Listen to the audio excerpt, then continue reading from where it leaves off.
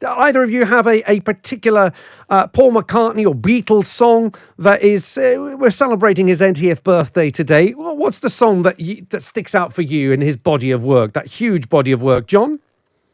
Mine would be Get Back. Oh, yes. I saw a video of him once when he was in the studio putting it together when it first appeared out of his head and out of his guitar. Absolutely extraordinary sort of 90-second clip of him doing the creation of that song. It is incredible. It's part of that Peter Jackson documentary. You kind of you're seeing the birth of a classic, and it's almost there, and you're like, oh, I recognise this bit, and this. It's a fantastic clip. You're absolutely right. Stephen, any particular favourites? I think my favourite Beatles song is Twist and Shout. I just think it's a great song to get down on the dance floor and have some good times. So, yeah, I think Twist and Shout would be my favourite. A favourite one at the Labour Party conference? Is that what gets everyone dancing? Yeah, but I stay away from the karaoke machine. That is not a vote winner. I know, with so many cameras around, I'm amazed that people are willing to risk that. Now, look, let's talk about you two. John, we asked you to come on the show, and we said, who is going to be your political frenemy? And you nominated Stephen. So why did you nominate Stephen? I'm sorry to dob Stephen in it. I've probably ruined his political career. But I mean, the thing which we're doing at the moment, we sort of knock around.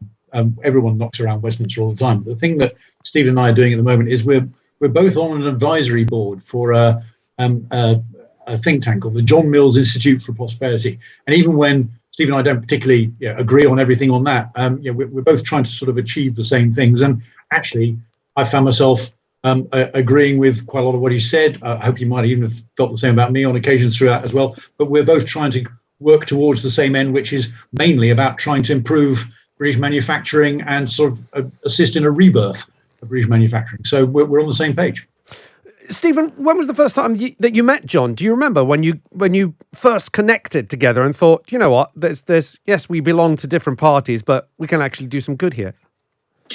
I do remember. I think it was actually we ended up having quite a geeky conversation about sovereign wealth funds. And John and I share... Oh, God, the shame, you're right. Those winter hours must fly by. Exactly. We really know how to live in Westminster, you know, we really do. We had I can't quite remember what triggered it, but we ended up having a long chat and a coffee talking specifically about sovereign wealth funds. We have a passion for sovereign wealth funds. Think it's a huge missed opportunity. The United Kingdom never built one, could have built one off the back of North Sea oil and gas, of course, and failed to do so. And when you look at countries around the world that have built sovereign wealth funds, not least Norway, it's had huge benefits for investment and for jobs and for creating that sense of kind of long-term certainty in the economy. So, yeah, sovereign wealth funds first. And then we worked around electoral campaigning transparency. I chair an all-party parliamentary group, and it's great to have John as a vice chair of that, trying really to kind of clean up British politics and deal with some of the issues around donations. And then, as John absolutely rightly says, on manufacturing, we have a shared passion for driving a modern manufacturing renaissance in the UK. So loads of different shared interests. Probably we're on the geeky spectrum. There's no doubt about that. Policy wonk spectrum, and we're proud of it. We're proud to be there. John, do you think that there are actually more people like yourself and Stephen in Parliament than we, the general public, end up perceiving? Because, to be fair, most people who don't take an active interest in politics will watch PMQs, they might watch some clips on the 10 o'clock news, and all we're seeing is people facing off against each other, being very angry at each other. And we tend to sort of miss the stories of people like yourselves sort of actually coming together and working together. Do you think that actually we need to see a bit more of that? Yeah, I think it's a great deal more common than, as you say, what appears on the news, because the conflict is the bit that sort of makes good news clips, isn't it? But there's an awful lot more of the sort of mutual respect and working together than you'd otherwise expect. I mean, most obviously, most select committees, which are these sort of scrutiny committees that Parliament creates, they're all cross-party. And after you've been on a select committee working with people from the Labour Party and the SNP and whoever, for a year or two, you often count them as, if not sort of close friends, at least people who you like and admire and often respect, just because they probably got into politics for the same reason you did, even if they choose different ways to take it forward. Stephen, what's the current climate in Parliament? Of course, you know, the Brexit years, of course, were very, very divisive. I believe that you and John were on the same side of the Brexit argument. You were both against Brexit, but accepted the result and moved forward to see how it can best be delivered. So I don't want to revisit that era, but it seems like we sort of calmed down, then we had the pandemic, but now we've got more to worry about. Things like Partygate, the cost of living, the refugee crisis. What is the atmosphere now in the House, particularly amongst people like yourselves who are friends, but you're on opposite parties? There are sort of two parallel universes, I think, in the House. There is, as on one side, as John absolutely rightly said, there are areas where colleagues work together across parties, the select committees being the best example of that. And then there's the other universe, which tends to be more in the chamber, and particularly the big set piece events like Prime Minister's Questions, where it's all about wedge issues. It's all about showing dividing lines and people getting lots of huffing and puffing in the chamber, and people getting very wound up. And that is a reminiscent of the Brexit era, which and that tended to dominate. But I'm always very struck by the way in which you kind of go into the chamber. It is a bit of a gladiatorial arena. The gladiatorial stuff takes place and we leave the chamber and we go back much more into a normal discourse. So there is a sort of, we do recognise that there's an element of theatre in Parliament, and there's an element of, well, you're going to get your 30-second clip on the BBC News, and that's the chamber, and that's kind of the way it is. I don't necessarily think that's a bad thing for democracy, because we do have to show that we're passionate and we really believe, and there's certain things where we do take very, very different positions on issues, like the Northern Ireland Protocol, like the Rwanda plan, and you know, I think that's a good thing, because we need to show that clarity to the British people that there are really two clear choices here. But then underneath that, you've got to also be pragmatic and find ways of working. So I always describe it as two parallel universes, really, and you kind of got to be able to shift from one to the other. Well, we're going to talk a little bit about both those issues, the Rwandan asylum policy and the Northern Ireland Protocol. John, another divisive figure, let's put it that way, of course, is the Prime Minister, Boris Johnson. And you wrote quite a staggering letter 2 weeks ago. In your resignation letter, you were very candid, very open about why you couldn't support the Prime Minister. Do you think that Boris Johnson has made it harder for MPs such as yourself and Stephen to get together, for members across the House, and work together? And how difficult was that letter for you to write and publicise? The letter was pretty difficult. I mean, it's something which took me. It was not an easy decision, not a comfortable decision, and anybody who's ever had to do anything like that in any walk of life will know you think about it quite a lot, and you sort of you work up to it. And I guess I was no different about that. I don't think though that the current set of problems over things like Partygate are making it harder for your sort of political frenemies sort of idea to happen in Parliament. I think it's still happening. I mean, I think Stephen's right about there being two parallel worlds going on in Parliament all the time. It's kind of like front row forwards. They may knock 7 bells out of each other on the pitch on two opposing sides, and then they'll all buy each other a beer in the bar afterwards. And it's kind of that sort of feel to it, I think. John, I'm going to start with you first, because I know that Stephen, being the Shadow Minister for Immigration, is going to have a lot to say, but I'm sure you're going to have a lot to say. It's been very interesting that during your beginning, when we were talking, we've had a text message saying, how is it possible to be friends with someone who supports the Rwandan policy? It couldn't be. So I guess we're going to put some friendships to the test here. But John, what do you make of this Rwandan asylum seeker policy and the latest news that we heard about the plans to tag asylum seekers that come into the country? Well, I think I'd start by saying that this point about this unnamed source, this person who won't put their name to it, saying it's never expected to take off or never supposed to take off, and it's just designed to create dividing lines. I mean, I think that if it sounds very, very short-sighted because we came into government pledging to take back control of our borders. And while we've been able to do that for legal arrivals on things like we've now got this points-based immigration system, we've got people coming to this country now on a controlled basis from all the way around the world, not just in and out of Europe, but from all different parts of the world. That's fine because it's something where we're choosing who to let in and who not to.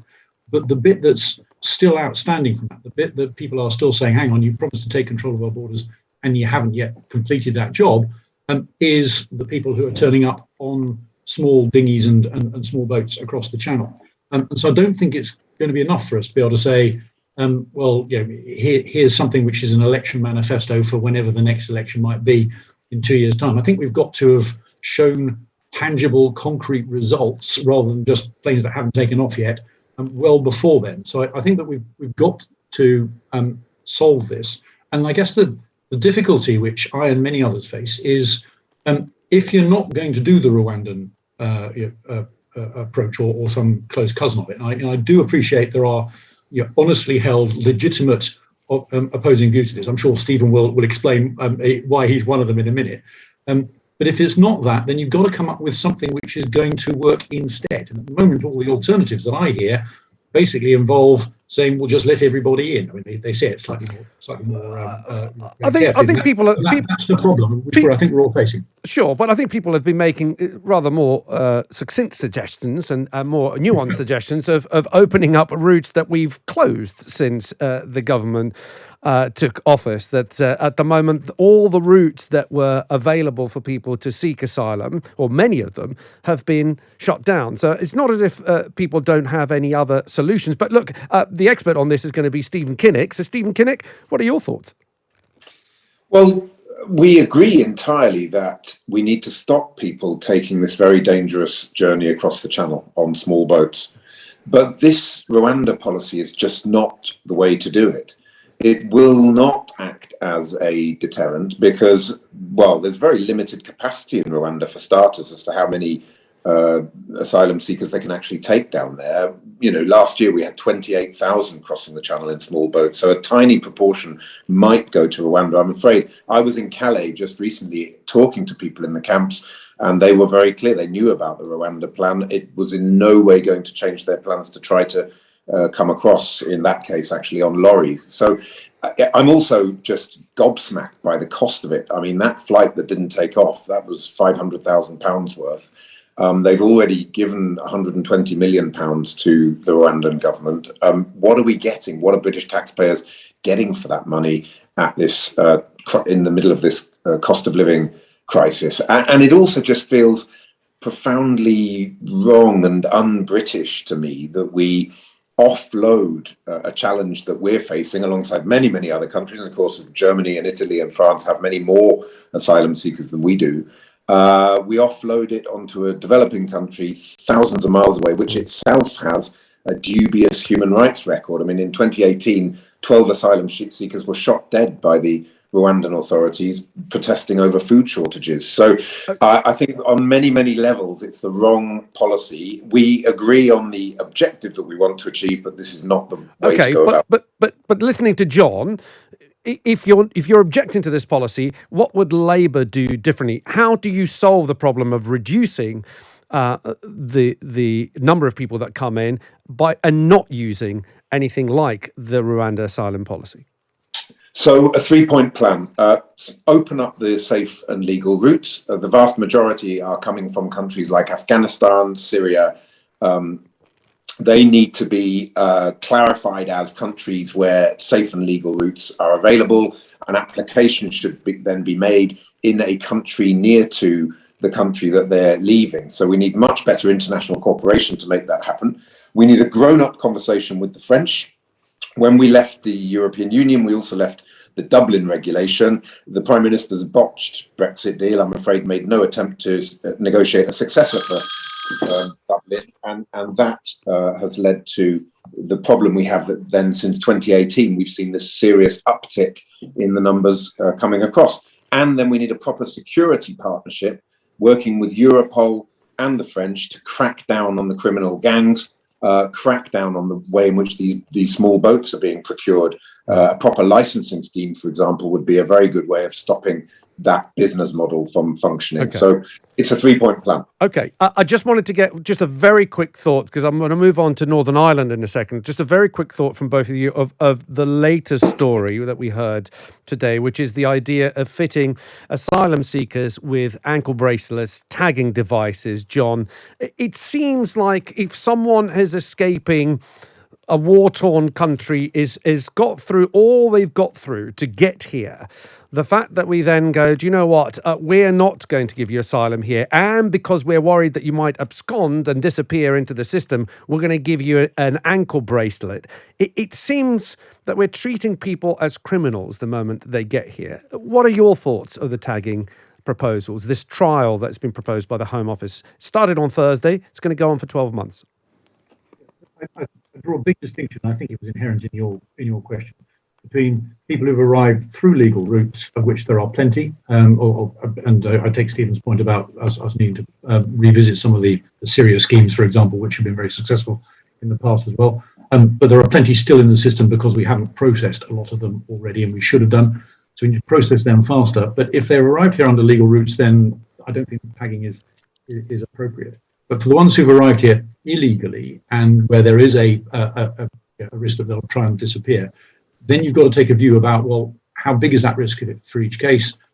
Because otherwise, you can have all the schemes, whether you approve of the Rwanda scheme or you approve of Stephen's 3-point plan, whatever approach you take, the danger always in a country like ours, which doesn't have ID cards and doesn't believe in them, is that people can just disappear if you're not careful. So if there is a flight risk, I don't think that any scheme is going to have very much credibility. Okay. You can't keep track of the ones who might do a runner. Okay. Stephen, a word on that? Yeah, I mean, around about 85% are in most of the groups that come to the country from certain countries are approved as valid asylum seekers. They go through the application process. There's Home Office decision makers. So the vast majority of people who do come are fleeing violence and persecution. And it just doesn't feel right to me that we put an electronic tagging device on somebody that is fleeing war, violence and persecution, will have been through an extremely traumatic experience, often victims of torture and trafficking. Electronic tagging will always be associated with criminals and with criminal behavior. And I just feel that we would be demonizing these people if we were to go down that path. I think it's the wrong thing to do. The thing to do, as John absolutely rightly said, is to speed up the processing. I mean, we currently have 37,000 asylum seekers languishing in hotels, costing the taxpayer £4 million a day. Let's focus on getting that sorted before looking at any of these other issues, which feel a little bit just like chasing headlines. Okay, I want to move to Northern Ireland now. Plans by the government to scrap parts of the Northern Ireland Protocol are absolutely reckless, as the Deputy Leader Michelle O'Neill has said, the Deputy Leader of Sinn Féin, of course. The UK government says it wants to change parts of the protocol to make it easier for some goods to flow from Great Britain to Northern Ireland, but the EU is against the move, saying it would break international law. It's a whole rewrite of the protocol, effectively ending the Northern Ireland rules of staying in the single market, essentially. John, as a former Northern Ireland minister, a question that many people have asked, and it is curious, that why not trigger the built-in mechanism of the Northern Ireland Protocol, the so-called Article 16, by triggering Article 16, then you basically alert that there is a problem with the protocol, and that it's inbuilt mechanism, if you like, of taking care of any problems. At the moment, the government is going down the doctrine of necessity, which basically says, look, there is absolutely no other avenue, no other course that we can take other than to just break this treaty. However, that's exactly what Article 16 is there for, which means that it seems a bit disingenuous to go down the route of the doctrine of necessity. So I think, I'm not involved. I haven't been a Northern Ireland Minister for just over 2 years now, so I haven't been involved in the most recent discussions. But I think that if you had one of my successors on this call now, I think what they'd be saying is, look, they would say we really have been very closely involved with discussions with both the Republic of Ireland's government, and also with Mr. Sefcovic and others in the EU Commission, trying to make this work and trying to make this work within the existing system, because there's a whole series of protocol-based committees designed to broke and sort out disagreements just like this one. And the trouble with it is that just ain't working. And I suspect that probably at that point, the decision about whether or not you go down the Article 16 route or the doctrine of necessity route, which you've just described, is probably based on legal advice about which one's going to work best and that sort of stuff. The odd thing about all of this, of course, is that the one thing that most sides seem to be agreed on is that if you can make a green lane and yellow lane system work, which is what everyone seems to be proposing is a sensible way of doing it. So stuff that goes between mainland GB and the Republic and Northern Ireland just goes through a green lane. Anything that's going on through Northern Ireland into the Republic of Ireland goes through a red lane, and that's how you handle it in practice, in practical terms. Everyone seems to agree that's actually probably 90% of the answer, and why don't we get on with it? So it seems like one of these things where the legal form, important though it is kind of overshadowing the practicalities, because it looks like there's a system, a solution which might well work sitting somewhere in the middle of the table. Stephen, Article 16 has been left alone. We're going down the route of doctrine of necessity. I mean, as John said there, that is the legal cover that the government is using. Does it wash with you? Well, I think so much of international relations is about trust, isn't it? I mean, you can have all the treaties and protocols that you like, but you do also need to have a basic level of trust, a duty of sincere cooperation, as I think it's called in the EU jargon. And the fundamental problem here is that nobody trusts the Prime Minister. So if you don't have that basic trust, then green lanes and red lanes and amber lanes are not really going to work, because people feel that that's all going to be undermined and walked away from. I mean, we've got a Prime Minister here who signed an international treaty, and then just a very short time later is looking to break it, sort of saber rattling about leaving the European Court of Human Rights. And I think that because all of the bridges have been burned with the European Union, it's very difficult to rebuild that trust and to imagine grown up and serious negotiations happening with this Prime Minister. What we've been saying is we need to have a deal on sanitary and phytosanitary checks, which would remove 80 to 90% of the Northern Ireland Protocol issues, because so many of those are about agri-foods.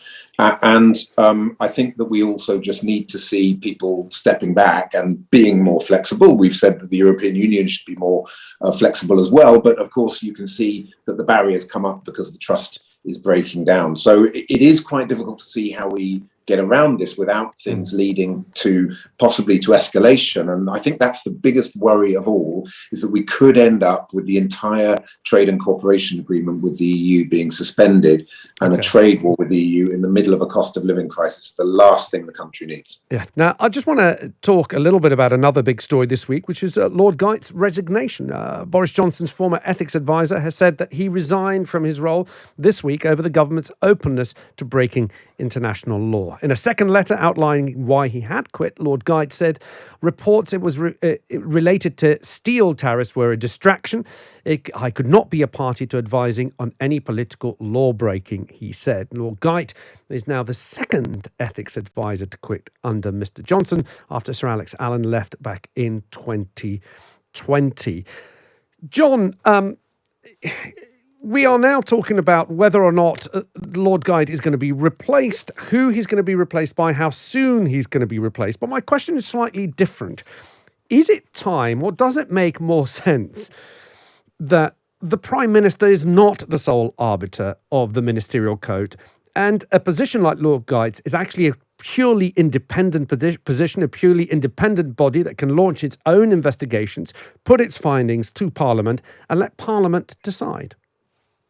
Well, so actually that's what the new role which Lord Geit had just negotiated for himself does most of. I mean, there's a few details in there which are slightly different from that, but he had actually successfully got himself quite a lot of new powers. There are a couple of other things that I think his successor will need as well, which we've only just spotted as problems as a result of what's been going on here. But I just think the most important thing here is we've got to get a successor in place. They already have the ability to ask publicly for a new to initiate their own investigations, and I think it's very hard to see how any prime minister will be able to turn them down for anything that's even vaguely legitimate without completely self-combusting in the process.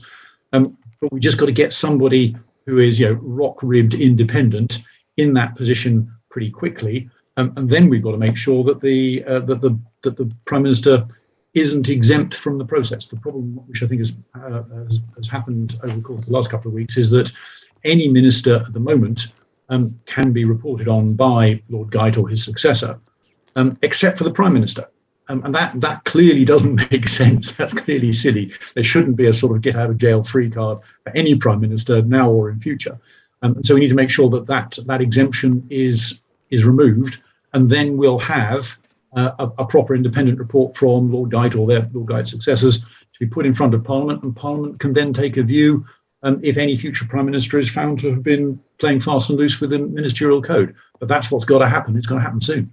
Stephen, has the problem been the fact that Parliament's set up to work on trust? It works on convention. It works on almost an honour system where you're expecting people to do the honourable thing and step down, for example, if they're found to have broken the ministerial code. But we're dealing with an administration that it doesn't really abide with those rules because it doesn't really have to. It doesn't say anywhere that if you've broken the ministerial code, you have to resign. It's down to the Prime Minister's discretion. And therefore, that's what we saw with Priti Patel, for example, which led to the resignation of Sir Alex Allen. So what needs to happen in order to protect Parliament and the ethics, if you like, around Parliament from a Prime Minister like Boris Johnson? Well, could I just start by paying tribute to John, actually, for doing precisely, Alexis, what you said, which is when you feel that your position is untenable, you should resign. And John had the decency and the integrity and to do that, and he's an honourable man and did the honourable thing. What a contrast with the Prime Minister. But having said that, now I've probably put the kibosh on all of John's future career prospects as well. But that's what Stephen, put it that way. That's what frenemies are for, I guess.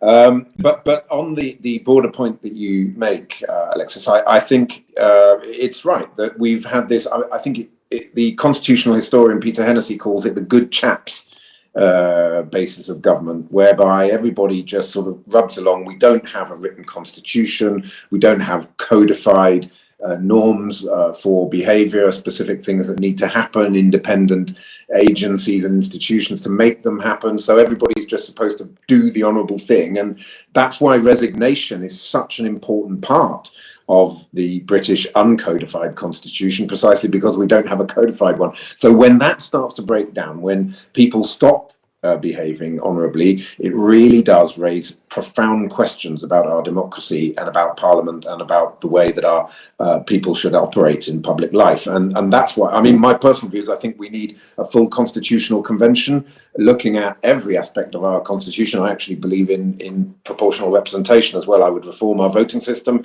I would abolish the House of Lords. I would replace it with a democratically elected Senate drawn from all over the country. I would have an independent commissioner on integrity and ethics rather than this completely archaic system we have now. The whole thing is just, I'm afraid, belonging to a bygone era. And, you know, it does sometimes feel in Parliament like it's a sort of gentleman's club rather than actually a sort of serious place with serious rules and standards. So all of it needs to change. I would have as I say, I hope a Labour government would set up a constitutional convention, citizens' assemblies. I believe in deliberative democracy as well, bringing people into the conversation about the future of our democracy. So all of the stuff that's happening now, I'm afraid it's been coming for a long time. And the only thing that's held it together is we've, in the past, had prime ministers who had a basic level of honesty, honour and decency. Once you have a prime minister who doesn't have any of those things, the whole house of cards starts to tumble down. Okay, I'm starting to get the feeling I might know who your villain of the week might be, Stephen. But let's proceed. We start with the villains of the week. I'm going to go to John first. John, who is your villain of the week this week? I'm afraid I'm going to put my friendship with Stephen under stress here, because I'm going to nominate as my villain of the week is Mick Lynch, the guy who runs the RMT, who's going to be subjecting us all to 3 days of rail strikes next week. Okay, well, we'll be going to be speaking to a representative of the RMT after the 2:00 news. I won't mention your villain of the week choice for them, John. Stephen, your villain of the week, please. So my villain of the week is Sergei Lavrov. I don't know if you saw that interview with Steve Rosenberg. The level of deceit and the Russian foreign minister, we should say. Yeah, the Russian foreign minister. Yes, indeed. I mean, he's sort of become sort of Putin's right-hand man on the barbaric invasion of Ukraine. And I worry so much that there's a sort of Ukraine fatigue setting in and people moving on. But if you're looking for an example of pure evil, you just have to look at what's happening in Ukraine, and Lavrov is a sycophant and an enabler of Vladimir Putin, and so he's my villain of the week. Okay, well, let's move to more pleasant pastures. Let's get your heroes of the week. John, you go first. Who's your hero of the week this week? Well, the serious one has to be President Zelensky, but my slightly less serious one, and a bit more topical perhaps as well, is Kate Bush. Ah, yes. Because here she is with a number one. Goodness, how many years since it was? It's first 37 came out, years since it was first released, and she becomes the oldest person to hold a number one slot. Yeah, absolutely amazing. And I'm just about old enough to remember I was at school when her songs were first hits. So it's just a pleasure to see it can still be done. Yes, a very, very good choice. Stephen, your hero of the week, please. That's a brilliant choice, actually, on Kate Bush. I'm a huge fan. I'm also a huge fan of Stranger Things, the Netflix series that has boosted it. My hero is a guy called Paul Lindley. So Paul is an entrepreneur. He set up a company called Ella's Kitchen, which makes healthy food mainly for children and babies, but has branched out into many other things. He has written an excellent piece in Times Red Box. So I'm giving the Times House another plug there. Thank you very much. Talking about why he's joined the Labour Party and talking about why he believes the Labour Party is the party of business and of entrepreneurship and of workers. And it's so brave, I think. There's very few business leaders out there who are prepared to actually stick their necks out and say, here I am, I believe that Labour is the right party for us. And so kudos to Paul. It's an excellent piece that he's written, and really exciting for me because I'm very committed and passionate to Labour being the party of business.